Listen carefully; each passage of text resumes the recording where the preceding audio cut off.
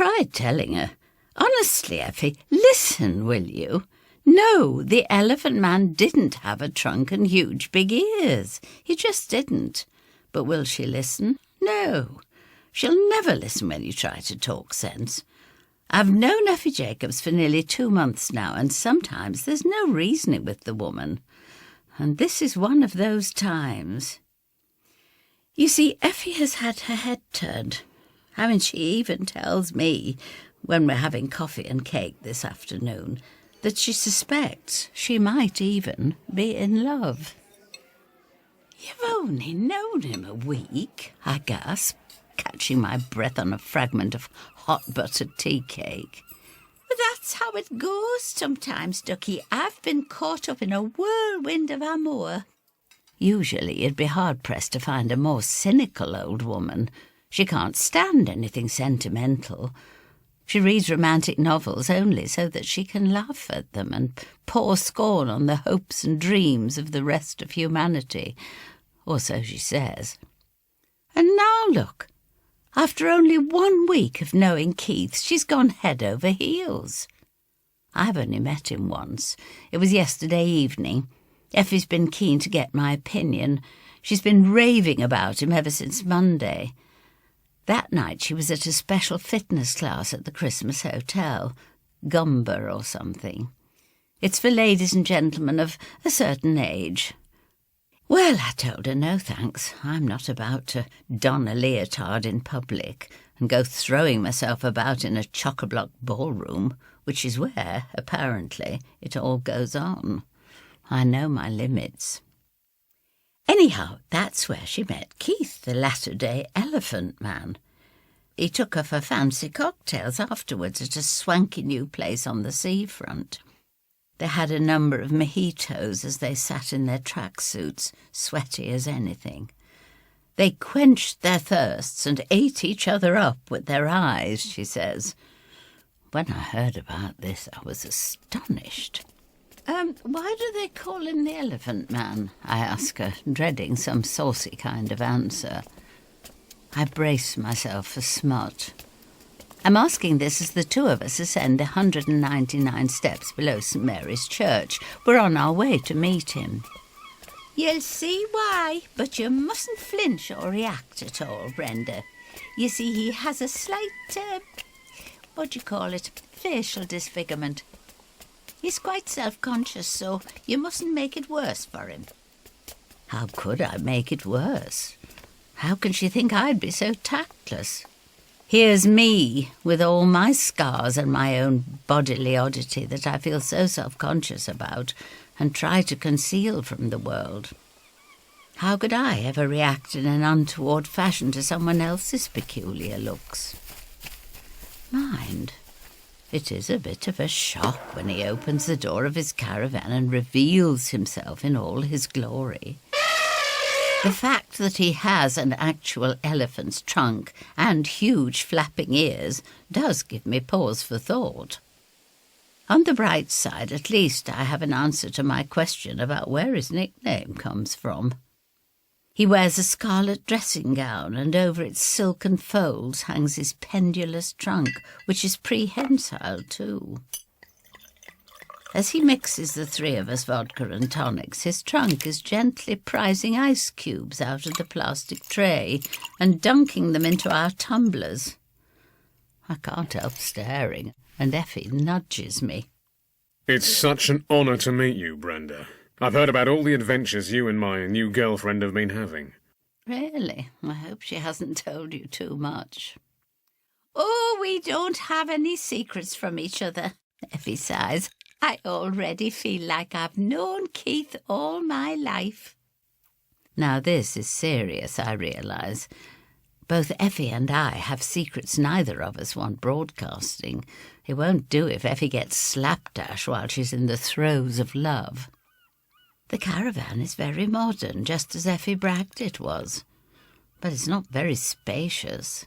Squeezed into the corner of Keith's breakfast banquette, I can feel the beginnings of claustrophobia coming on. Effie's practically sitting on his knee, which I find embarrassing. As his great big ears flap, the two of them look happy as anything. Perhaps I should stop being so mean-spirited. Why do I have to doubt the truth of their love? Then Keith is telling us all about his fascinating life and times, how he spent most of his life on the road, travelling round the world in a series of mobile homes. Yeah, I've seen some really amazing places. The world has such variety, you know. So many wonderful things to see. You get so blinkered and small living in just one place. Oh, it must be wonderful, says a doleful Effie, cradling her glass. I've been nowhere. In all my life I've only lived here, in this tiny town that hardly ever changes. In the house where my aunties brought me up, I've never known any excitement whatsoever. I raise both eyebrows at this. No excitement at all? Isn't she forgetting the hair-raising excitements of recent weeks? I suppose nothing is any cop compared with the excitements that the globe-trotting Keith and his prehensile trunk can offer. Now Keith is talking about his illustrious lineage and the terrible things his forebears suffered as a result of their genetic legacy. They all had the same features, Effie explains. One time I'll show you my family album. The earliest recorded member of my family was the famous John Merrick, who had such a terrible life as part of a travelling freak show. His travelling wasn't a matter of fancy and whim like mine is. He was a prisoner of his own deformities, and he was treated abysmally in that ignorant age. Effie cries out, "Just think, Brenda, a relative of John Merrick, the Elephant Man himself. I'm going out with one of his actual descendants." He was my great-great-uncle. Keith gives a mournfully jubilant toot on his trunk.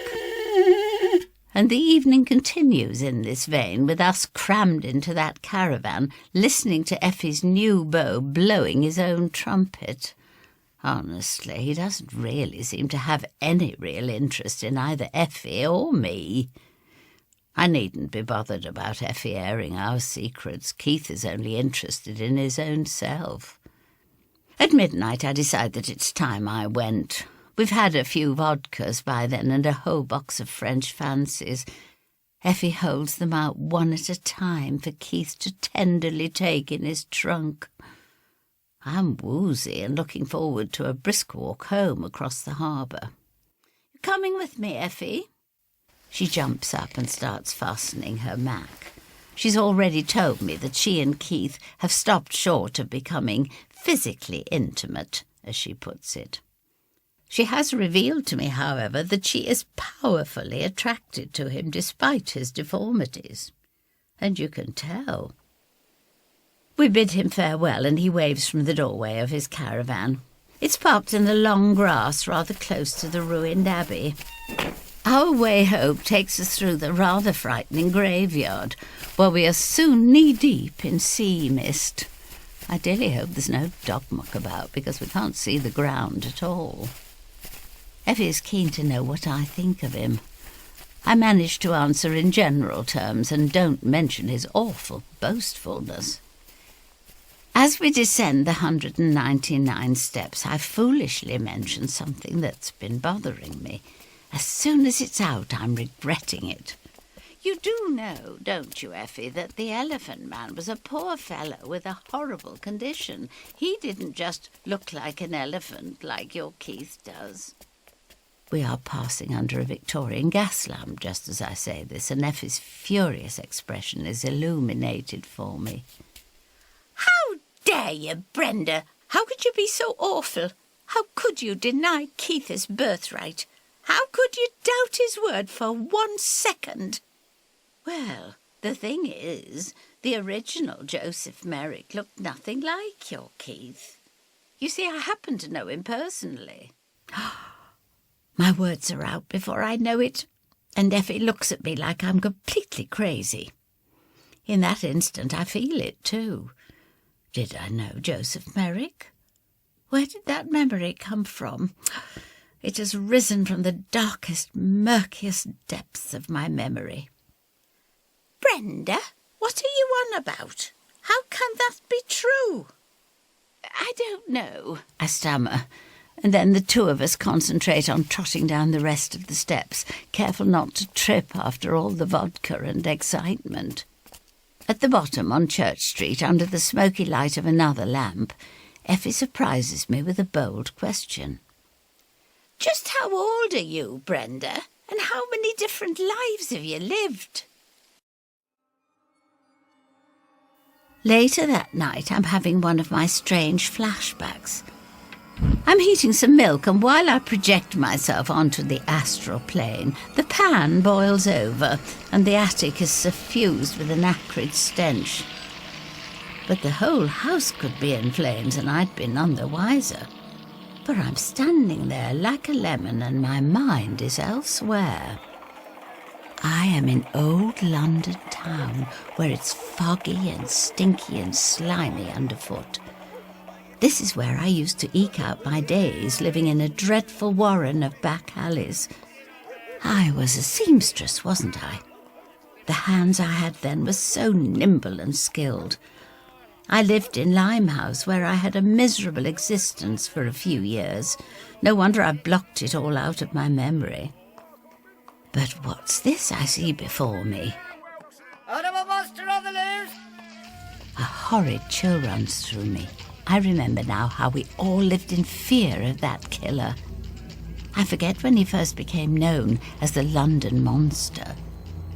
Maybe after the third body was found. She turned up on the filthy embankment, tossed there like an old rag. She was a respectable girl, an employee of the pie shop, only 4 doors down from the rooming house where I slept and spent my days running stitches through fraying garments. I had bought a hot pie or two from her myself, and I did feel queasy at the thought of her demise. They said she had horrible contusions all over the exposed parts of her body. Her neck, face and arms bore awful red wheals. She had been strangled by all accounts, but not by human hands. Tentacles, some said, had claimed her life, and we all started imagining a vile, suckered leggy thing come crawling out of the squalid river murk. Perhaps a squid or octopus had come seething inland. Or maybe it was a mad person's pet. Or a vengeful eel. We talked about nothing else for weeks, it seemed, because ours was a life of misery, and only murders, the grislier the better, could ever penetrate our gloom and get us excited. Friday nights we were all down the pub. The Masks of Satan was my local then, and I remember once when we were having our usual sing-along, there came this god-awful ululation from the street. The most dreadful gurgling scream we'd ever heard. The pianist stopped playing at once. The singing died down. Even the pint the barmaid was pulling dried up at once. We piled outside en masse, and a thick bank of woolly mist met us head-on. Hurried footsteps were clipping away in the opposite direction. Then we all saw him. A man with, believe it or not, a trunk growing out of the middle of his face, about as long as a baby's arm, flapping away as he fled the scene. We forgot all about pursuing him down that dark alley, because the next thing was we found his victim. She was the old flower seller who'd spent most of her working life outside the Masks of Satan, plying her withered-up blooms. Now she lay face down in the gutter, heaped in elderly daffodils. When the doctor in our midst turned her over, she was found to have those same ghastly contusions all over her throat. The facts of the case were bruited all over London. The monster had a lethal and prehensile trunk with which she choked the life out of unwary ladies. The last image I glimpse before I snap out of my flashback is that newspaper board again, and the headline about the latest death. Yes, I knew that I had seen a trunk just like Keith's before. such a very long time ago, but somehow the memory has surfaced in order to warn me, I suddenly think. I stand blinking in my kitchen, becoming aware of the aroma of scorched milk and burning pan.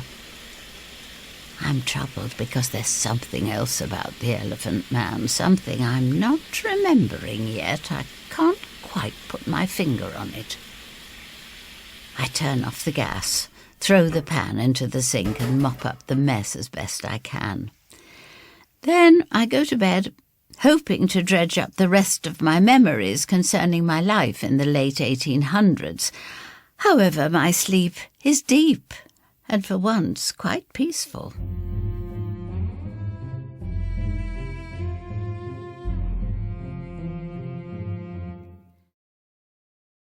The next morning, Effie talks me into taking a morning off and we idly check out the charity shops on Silver Street.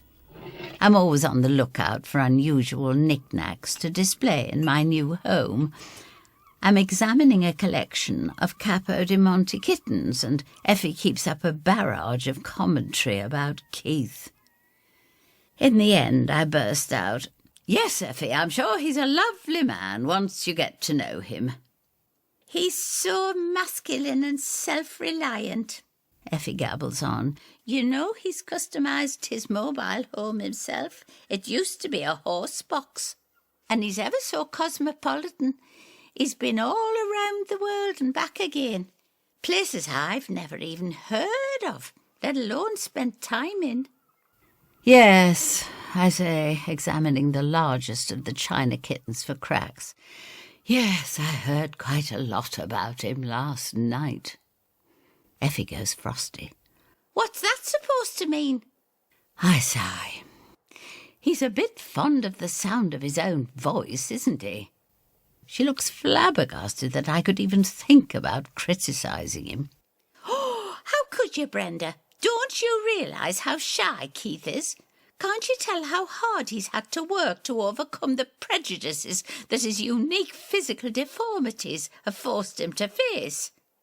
She's gone all pious. It isn't my favourite of Effie's various moods, I must say.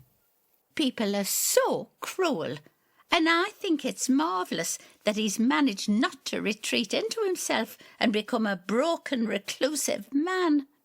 I am grateful that he's as outgoing and sociable as he is, and that he can talk so confidently about his life. Why, I think we could all learn a lot from the way Keith has lived his life and overcome—" "All right, Effie, enough!" I shout at her in the middle of the Sue Ryder shop. Instantly I feel ashamed. She has a look on her face like I've smacked her one. Other browsers are staring at us, and I decide on the spot I'd better buy each and every one of the Capo di Monte kittens, because the ancient shop assistant is looking at us daggers. "What are we doing, squabbling?" I smile at my best friend in all of Whitby. She still looks sore. "I don't know. I think maybe you're jealous of my happiness with Keith. Why else would you be so nasty about him?" I hasten to the counter and wind up spending £10 on more china cats than I'll ever have use for. The volunteer sales assistant takes a terribly long time to wrap each one in used tissue paper. Effie and I don't exchange any more words until we're out on Silver Street again. The morning sun feels lovely, and I wish we weren't at loggerheads, and especially over some silly man. Then a new thought strikes me about something she said, and I make things even worse by bursting out, "Effie, I meant to tell you Keith's condition isn't unique at all. I've seen the very same thing before." She glares at me sideways. "What are you saying to me?" "Well, it was a long time ago and very far away from here." Effie tuts. "Is this more of your dreary lies?" she asks fiercely. "Like last night, when you were 3 sheets to the wind on poor Keith's vodka. You were babbling on about being back in Victorian times." This brings me up short. "Yes, you're right, I was, wasn't I?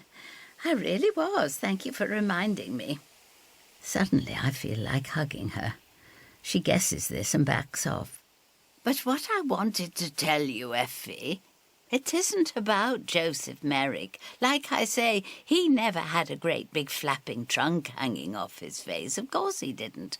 But someone else did, back then, in Victorian times. Someone who looked just like your Keith. The London monster, Effie. And I saw him with my own 2 eyes. Effie is looking at me like she thinks I'm the one who's the monster.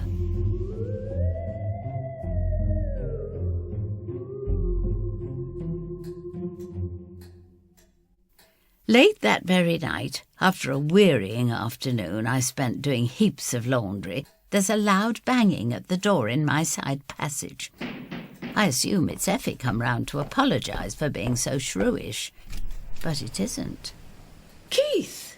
I burst out. His appearance startles me somewhat. Under the porch light, his trunk casts most of his face in deepest shadow. He's wearing a tatty pork pie hat, and his eyes are narrowed at me. I didn't realise he even knows where I live. This is a surprise. Can I have a word, Brenda? All of a sudden, I've got a bad feeling about letting him in. I look him up and down, taking in the fact that he's wearing a ghastly shell suit that's seen much better days. As I let him in and lead the way upstairs, it strikes me that everything about him is quite shabby, including his caravan, whatever Effie says about it. I wonder if he's latching on to her because he fancies she must have a few bob stashed away. In my attic sitting room, he refuses to sit down or to accept a mug of tea. I shan't beat about the bush, Brenda. Go on, then. I try to sound as cool and businesslike as he does. I thought we could be friends, but it seems we are destined not to get on. He tosses that trunk of his arrogantly. Its pink tip quivers at me, and I feel revolted, I really do. What can Effie see in this man? I tell him, I'm very easy to get along with, actually. He chuckles and fingers his absurd hat, thoughtfully stroking its brim, though he doesn't remove it from his head. Oh, I saw your expression last night as we sat in my mobile home. I could see all too plainly what you thought of me. I'm not good enough for your precious bosom buddy. I'm a freak, a mutant, a loathsome monster. No, that's not what I was thinking at all. Puh. He trumpets, looking furious. I would never let anyone's looks prejudice me against them, even yours. He snarls at me, and his ears flap. I might have a low opinion of you, I tell him. I might think you're a chancer and a seducer of defenceless old ladies. But it isn't because you look like an elephant that I don't like you. My dander's properly up now. I hate to be accused of being something I'm not. I don't think you're right for Effie. No, I tell him. And I don't trust you a single inch. Well, thanks for being honest with me. The feeling is mutual, I might tell you. There's something I don't like about you, Brenda. When I look at you, all my deepest instincts run riot. I detect something rotten and from beyond the grave. What it is, I don't know yet, but I will find out and expose you for the freak show that you are. He advances on me throughout this horrible speech until he's waggling that horrid trunk right in my face. Flecks of spittle are flying off it. I keep my voice calm, unflappable. Please, will you leave my home at once? Got you frightened, have I? No, I say, though my heart is pounding, and I expect he can hear it with those ears of his. You know what I should do? I should do away with you. Just put you out of the way. Right now. Before I'm even aware of the danger I'm in, he lashes out with his trunk, and it winds its way around my neck. He starts to squeeze and squeeze tighter. It's like being got at by a boa constrictor. With every deadly little squeeze, Keith's murderous face draws closer to my own. He says dreadful things, though they sound rather congested. You will die in horrible agony, Brenda, just like all my other victims. The edges of my vision are spiralling, turning into a black kaleidoscope of impending mortality. But what can I do? I was foolish to let him get this close. And when he gets as close as this, just the length of his lethal appendage, then there's no stopping him. Just like the London monster. After all this time, I have invited this homicidal pachyderm into my sitting room. But surely I can't die like this. I simply can't let this be the end of me. Throughout my prolonged strangulation, my free left hand has been scrabbling away on the wall unit behind me. I draw upon my final reserves of strength and take tight hold of the heftiest object that comes to hand. Then I bring my arm round as hard as I can. I'm like a demon bowler as I smash the ornament down on Keith's head. He shrieks in pain and his trunk loosens its death hold. I see at once that I have brained him with the biggest of my Capo di Monte kittens, and it hasn't even broken. What a fortuitous purchase, and a bargain to boot. My assailant is staggering about on the rug, making a bigger deal out of my retaliation than he needs to. There isn't any blood after all.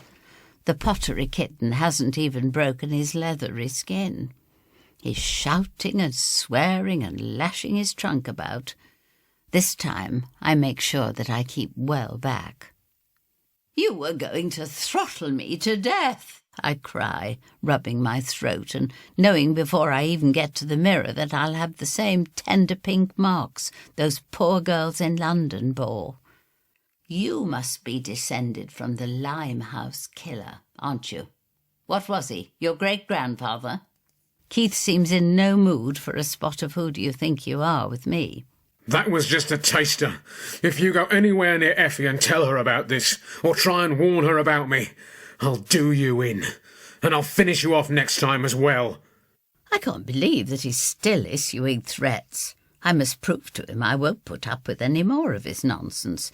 I make a quick dive for the mantelpiece and snatch up the first thing that comes to hand. Unfortunately, it's the furniture polish, and he sneers as I brandish it in his face. I soon wipe that sneer off his face with a quick spray of lavender-scented wax. Oh! He starts backing off towards the door, and I know I have won.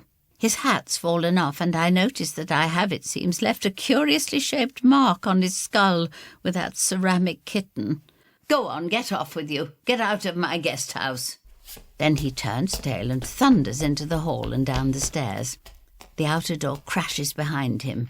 I'm still yelling, "Go on, you great big Nelly!" And that's how my B&B guests find me at the top of the stairs, waving my furniture polish and bellowing at the top of my voice. As they come to console me, I burst into noisy tears. It's delayed shock, I suppose, at the awful violation of my home's sanctity.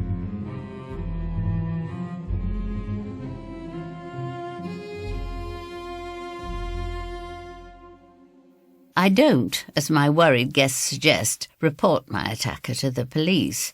Best if I deal with this in my own way, though I don't at the moment have any idea what my own way might be. Then I think I have to make Effie aware of what she has on her hands here. This man is a potential killer, just as his forefather was. I ring her and she doesn't pick up. I leave a breathless message begging her to ring back, but she doesn't. All at once I know that terrible man is in there with her, in her dusty and junky house. I can't stand this. I'm dithering late at night. Should I go next door? Should I chance my neck? Would she even listen if I tried to warn her? I just don't know. What if he's wringing the very life out of her skinny old body right at this very moment? I sit at my writing desk where each night I update my journal. This window looks out over the back of Effie's house. I can see her bedroom lit up all warm and peachy. The curtains at the side aren't drawn yet, and I realise that her net curtains are giving a kind of puppet show. Oh, my goodness, yes. There are 2 silhouettes standing in her bedroom. I'm frozen here like an awful peeping Tom. Yet I can't drag my eyes away from this horrible scene. As she crosses to him, Effie in a slinky negligee, Keith in his pork pie hat and a vest, and his prehensile trunk reaching out to Effie.